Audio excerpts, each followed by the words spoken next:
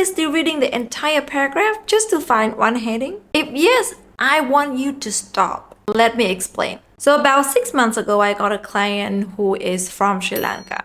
The reason I mentioned this client is because he had taken IELTS more than 10 times and he had never got the band score that he needed. He only needed 6.5 for his reading, and the entire time he was getting 6, 5.5 or even 5. He had tried everything, but nothing worked for him. He had a lot of problems with heading matching questions because he spent the entire time reading the entire paragraph to just find one heading. In the end, he didn't have enough time to answer all the questions, or he didn't even have correct answers because he was panicking. So just like what you are feeling right now, his reaction when I told him to stop reading the entire paragraph to find the heading was to doubt. How could you know which heading belongs to this paragraph if you don't read the entire thing? That is because my client didn't know the structure of a paragraph. And if you're struggling with heading matching questions, you don't know that either.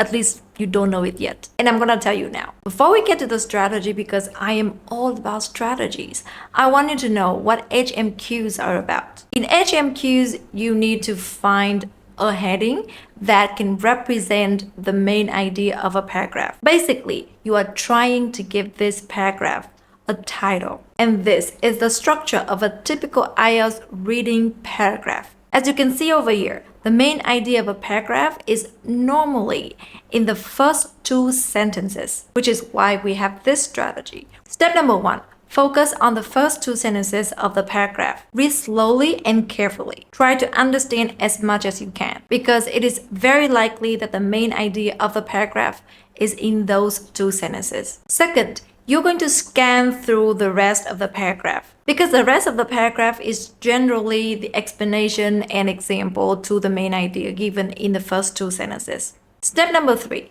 To make sure you're going to compare the meaning of the first 2 sentences to the last sentence if the paragraph is long. And the 4th step is to choose the heading that is closest to what you've read. Use this strategy and tell me if in 1 minute you can find the heading to this paragraph.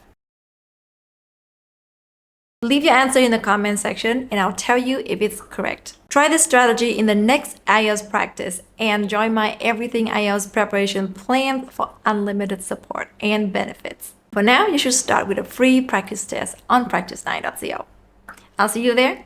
For now, you have fun learning. Bye.